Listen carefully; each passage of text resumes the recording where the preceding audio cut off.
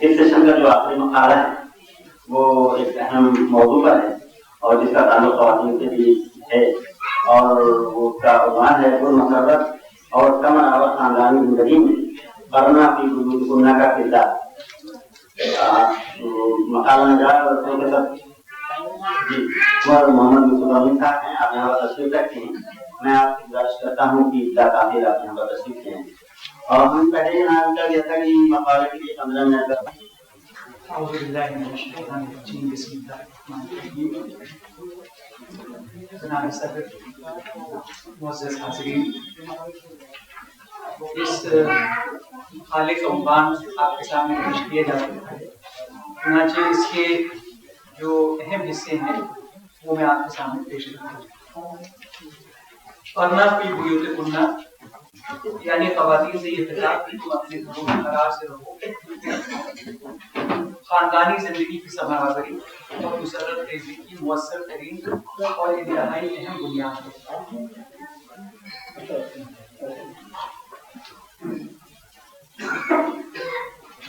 ورنہ کی بیوتکن، یعنی خواتین سے یہ خطاب کہ تم اپنے گھروں میں قرار سے رہو، خاندانی زندگی کی سماوری اور مسرت خیزی کی مؤثر ترین اور انتہائی اہم بنیاد ہے۔ لیکن جہل و خطا سے مرکب مغربی جدیدیت کی فکری الفاظ اور تمدنی تصوف نے کم از کم فکری سطح پر اس اصول کو تقریباً مطبوع کر دیا ہے۔ ثانیاً، خود اس آیت کی تفسیر میں اس جزء آیت کے آئلی مشکلات سامنے نہیں،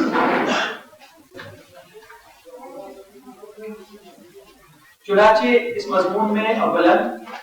وہ اللہ ایسا ہے جس نے تم کو ایک تن واحد سے پیدا کیا اور اسی سے اس کا جوڑا بنایا تاکہ وہ اس اپنے جوڑے سے انس حاصل کرے۔ پھر جب میاں نے بیوی سے قربت کی تو اس کو حمل رہ گیا ہلکا سا، سو وہ اس کو لیے بھی چلتی پھرتی رہی۔ پھر جب وہ بوجھل ہو گئی تو دونوں میاں بیوی اللہ سے، جو کہ ان کا مالک ہے، دعا کرنے لگے کہ اگر آپ نے ہم کو صحیح سالم اولاد دے دی تو ہم خوب شکر گزاری کریں گے۔ تو اس آیت سے بالکل واضح ہوتا ہے کہ قرآن کریم نے اس حقیقت کو ابھارا ہے، اس حیاتیاتی بایولوجیکل حقیقت کو ابھارا ہے، اور ظاہر ہے کہ اس کی ایتھیکل اور سوشل امپلیکیشنز کی وجہ سے ابھارا ہے کہ بچوں کی پیدائش اور پرورش میں راست کردار عورت کا ہوتا ہے۔ چنانچہ ان کی پرورش میں بھی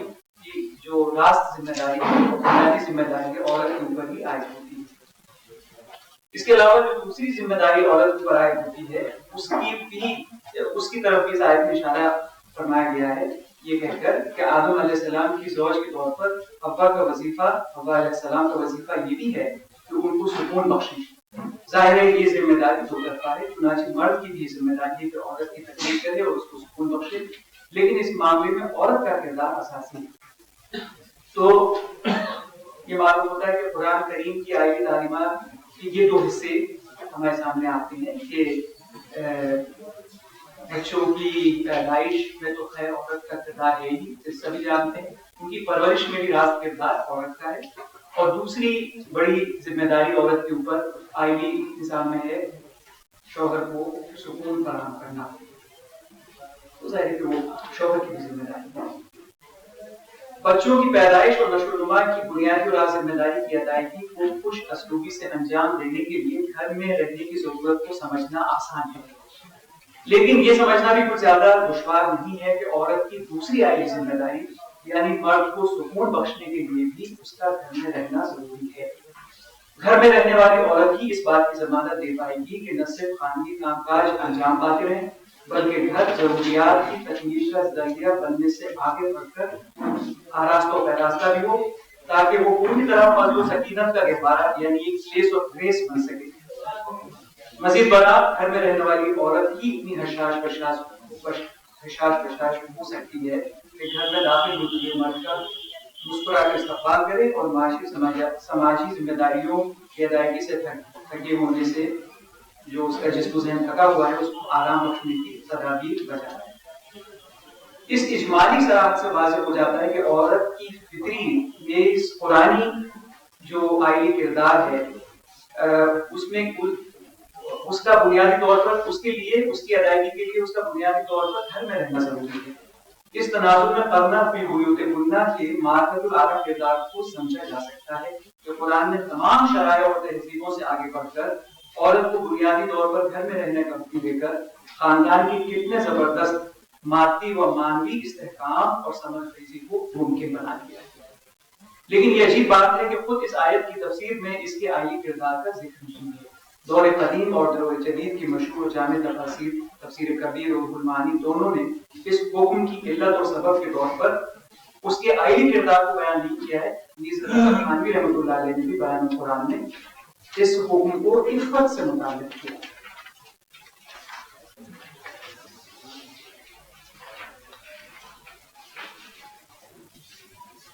تفسیر قرآن بالقرآن کے اصول کے تحت سورہ اعراف کی جس آیت کا حوالہ دیا گیا تھا جس میں عورت کی جو بچوں کی پرورش میں اس کا کردار ہے اس کا ذکر تھا، اس آیت نیز اس جیسی دیگر آیات مثلا سورہ احقاف کی آیت 15، سورہ لقمان کی آیت 14، سورہ بقرہ کی آیت 233، ان سب کی روشنی میں یہ کہنا تو صحیح ہوگا کہ خود قرآن کریم سے عورتوں کے گھروں میں رہنے اور ان کی آئلی ذمہ داریوں کی احسن ادائیگی کی مطابقت ثابت ہے. یعنی قرآن سے ہم یہ تو ثابت کر سکتے ہیں کہ عورتوں کی جو آئلی ذمہ داریاں ہیں، جو رول ہے، اس کی ادائیگی کے لیے جو ان کا گھروں میں رہنا ہے وہ بہت اہم، اس کے بغیر وہ ادائیگی نہیں ہو پاتی. لیکن اس آئلی ذمہ داری کی ادائیگی کو خود اس حکم کی علت نہیں قرار دیا گیا. قرآن کے اس حکم کا سبب یہ نہیں بتایا گیا کہ تم کو اس لیے گھروں میں رہنے کا حکم دیا جا رہا ہے کیونکہ اس کے ذریعے سے ہی تم اپنے آئلی کردار کی ادائیگی کر سکو، بلکہ وہاں جو علت بتائی جا رہی ہے، جو سبب بتایا جا رہا ہے، جو نکلتا ہے اس کی ایک بہت آسان کی تفسیر کی جائے، ابتدائی تفسیر بھی کی جائے تو صورت میں بھی نکلتا ہے وہ عفت، کہ اس کے ذریعے سے عورت کی عفت کا تحفظ مقصود ہے. یہ دلچسپ اس کو میں چھوڑتا ہوں اس بحث کو. تو چنانچہ اس حکم کا خصوصی مقصد حفظ عفت ہے اور عمومی مقصد تزکیہ نفس ہے. اب اگر ایک عورت گھر میں رہنے کا گرا بار امر اختیار کرتی ہے تو خاص اپنے ذاتی فائدے کے لیے اور خود اپنے آزاد ارادے سے کرتی ہے. جہاں تک اس رویے کے آئلی فوائد کا تعلق ہے تو وہ ذہنی ہے اور اسے فائدہ حاصل کرنے والے افراد کو یہ حاصل نہیں ہے کہ وہ ان فوائد کے حصول کی خاطر یعنی خاندانی جو فوائد ہیں ان کی خاطر عورت کو گھر میں رہنے پر مجبور ہے. ایک مشکل اسکول میں چھوڑتا ہوں. گھروں میں رہنے کو آئلی کردار سے وابستہ حفظ عفت اور تزکیہ نفس سے منسلک کرنے کی اصل اور سب سے بنیادی وجہ یہ ہے کہ مقیاس اقدار یعنی اسکیل آف ویلیوز میں روحانی ترقی اور رضا الہی کا حصول خاندانی استحکام سے بدرجہ بلند اور فائدہ ہے. خاندانی استحکام یقیناً ایک بہت بڑی چیز ہے، لیکن اس سے کہیں زیادہ بڑی چیز روحانی ارتقاء اور خدا متوجہ سے تقدم. چنانچہ یہ ایک سب سے بڑی وجہ اس کی سمجھ میں آتی ہے کہ گھروں میں رہنے کی جو ایک بنا بار ذمہ داری ہے اس کو وہ زیادہ بڑے فائدے سے اور نتیجے سے جوڑا گیا ہے، یعنی روحانی ترقی کے فائدے سے، نہ کہ ایک جو نسبتاً چھوٹا فائدہ ہے یعنی آئلی زندگی کا اور چنانچہ گھروں میں رہنے کے گراں اور ایثار طلب امر کو تزکیہ نفس سے وابستہ کیا گیا ہے، نہ کہ خاندانی استحکام یا عورت کے سماجی کردار سے. مغربی جدیدیت کے تسلط سے پیدا ہونے والی مادیت پسندی کے نتیجے میں اس بات کو سمجھنا کچھ دشوار سا ہو گیا ہے. انتہا یہ کہ بعض جدید مفسرین نے بالکل ناروا طور پر اس حکم کو آئلی اور سماجی امور سے وابستہ کیا ہے. تفسیر کی یہ غلطی اس فاسد نظریے کی بھی تردید کرتی ہے کہ سابقہ اقوال کے مفسرین کو خدا نخواستہ اپنے زمانے کے حالات و ظروف سے متاثر ہو کر تفسیر کرتے تھے اور آج کا مفسر زیادہ معروضی ہے، آبجیکٹو ہے. حقیقت اس کے برعکس ہے. دور حاضر میں چڑھتے سورج اور رائج فیشن کا دینی تشریحات میں باطل اثر زیادہ بڑھ گیا ہے. البتہ جیسا کہ عرض کیا جا چکا ہے، خواتین کی آئلی ذمہ داریوں کی ادائیگی گھروں میں رہنے کے حکم کا مقصد تو نہیں ہے، لیکن قرآن کریم کے روح سے دونوں میں ایک مطابقت اور تعلق ضرور ہے جس کو سمجھنے سے گھروں میں رہنے کے حکم کی ایک اہم افادیت ضرور سامنے آتی ہے. لیکن ان دائروں کے کام کاج انجام دینے کی پابندی اس پر عائد نہیں ہوتی. گھریلو کام ڈومیسٹک چورس یہ عورت کی ذمہ داری نہیں، اہم ہے. چنانچہ اسلام عورت کو گھریلو کام کاج کے لیے اس کے استحصال ایکسپلوٹیشن سے بچاتے ہوئے بچوں کی پرورش اور شوہر کی آسودگی کے لیے ذمہ دار بناتا ہے۔ اس ذمہ داری کی بہترین ادائیگی اس طرح ہو سکتی ہے کہ عورت گھر میں رہے۔ آج کہا جاتا ہے کہ گھریلو کام کاج کو آسان بنانے والی مشینوں کی ایجاد سے عورت کو قابل لحاظ فاضل وقت مل گیا ہے اور وہ خاندانی زندگی متاثر کیے بغیر پابندی سے بیرون خانہ کے کام انجام دے سکتی ہے۔ اس منطق کے ابطال کے لیے یہ یاد رکھنا کافی کہ قرآن کی سے عورت کا رہنا ضروری ہے، نہ کہ گھریلو تقاضوں کی وجہ سے۔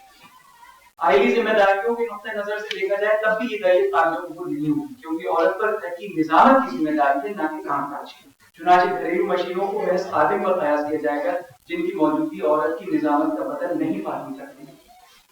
مزید برآں بچوں کو جسمانی ضروریات پر مستثار روحانی اور نفسیاتی ضروریات کی تکمیل کے لیے ماں کی ذاتی موجودگی اور شفقت کی ضرورت ہوتی ہے۔ یہی چیز انہیں آدمی سے آگے بڑھ کر ماورائی حسیات اور اقدار رکھنے والا انسان بناتی ہے، اور اسی چیز کا فقدان مغرب میں زوال انسانیت کا اہم سبب ثابت ہوا ہے۔ شوہر کو اس سکون کی فراہمی کے لیے بھی عورت کے گھر میں رہنا ضروری ہے، کیونکہ اس صورت میں ہی اس کے پاس وہ توانائی اور چستی باقی رہے گی جو گھر واپس آنے والے مرد کی روحانی اور نفسیاتی تازگی کو بحال کرنے کے لیے ضروری ہوتی ہے۔ خواتین کے گھر میں رہنے اور نتیجتاً شوہر بچوں کے تئیں اپنی معروف ذمہ داریوں کی انتہائی مؤثر ادائیگی کی بدولت مرد کو پوری طرح اپنی شریک حیات کا مرتب حاصل ہو سکے گا۔ بچوں کو نہ صرف جسمانی نشوونما اخلاقی تربیت کا پوری طرح حاصل ہو سکے بلکہ نفس کی مانوی اور روحانی پہلو کے بقا اور ارتقاء کی ضمانت بھی ملے گی۔ یہی نہیں بلکہ گھر میں رہنے والے بزرگوں کو ذاتی ضروریات کی تکمیل کے ساتھ اکیلے پن کے جہنم سے نجات اور زندگی کی شام میں اپنوں اور غمگساروں کا ساتھ مل سکے گا۔ ایسے خاندانوں کے افراد نہ اسٹیٹ کلبس کی ضرورت ہوگی، نہ کریش اور ہومز کی احتیاط ہوگی۔ مزید برآں ایسی رہائش گاہیں گھر سے آگے بڑھ کر مکان سے آگے بڑھ کر گھر بن سکیں گی، اور ایسے خلوت خانے جو جہانی ترقی کی سطح پر کعبۃ اللہ اور مساجد پر پرتو ہوں گے اور جہانی صغیر کی سطح پر قلب انسانی کا نمونہ ہوں گے، جو کہ انسان کے لیے صرف سر چھپانے کی جگہ ہی نہیں فراہم کریں گے۔ جیسے جاپان میں اب کیپسولز میں لوگ رہنے لگے، کیپسولز ہیں جس میں کہ وہ لیٹ جاتے ہیں، بس لیٹ سکتے ہیں، تو صرف سر چھپانے کی جگہ نہیں بلکہ اس کی یعنی انسان کی حقیقت کی انتہاؤں اور ان کے اصل منصور یعنی اللہ تبارک و تعالیٰ کی طرف مراجعت کا مرکز مدار ثابت ہوتا ہے۔ گھر انسان کے لیے وہی درجہ رکھتے ہیں حقیقت جو کہ قلب رکھتا ہے، اپنے قلب میں جا کے انسان اللہ کا تقرب حاصل کرتا ہے۔ اسی طرح سے گھر میں جا کر، مکان میں نہیں، گھر میں جا کر انسان اپنی حقیقت کی گہرائی میں اتر پاتا ہے اور اللہ سبحانہ وتعالیٰ کا تقرب حاصل کر سکتا ہے۔ اس طرح سے آخری حصہ یہ ہے کہ قلنا کی پوری اللہ پر دور حاضر میں عمل درآمد کیسے ممکن ہے، جبکہ نہ صرف معاشی اور معاشرتی ظروف میں اس کے لیے کوئی جگہ باقی نہیں رہی ہے، بلکہ اصلی فکر و نفسیات خاص طور سے خواتین کی سوچ و رجحانات میں بھی گھریلو زندگی کے لیے کوئی گنجائش باقی نہیں ہے۔ لیکن اگر مروجہ تعصبات سے کسی وزڈم سے ذہن کو آزاد کر کے غور کیا جائے تو کام کرنا ضروری نہیں رہا، بلکہ کام کے مختلف حصوں کو دوسری جگہ بھی انجام دیا جا سکتا ہے، جو کہ خواتین کی گھروں کی جانب باز گشت کو ممکن بنا سکتی ہے۔ آؤٹ سورسنگ انہوں نے بنا رکھے ہیں، ان کو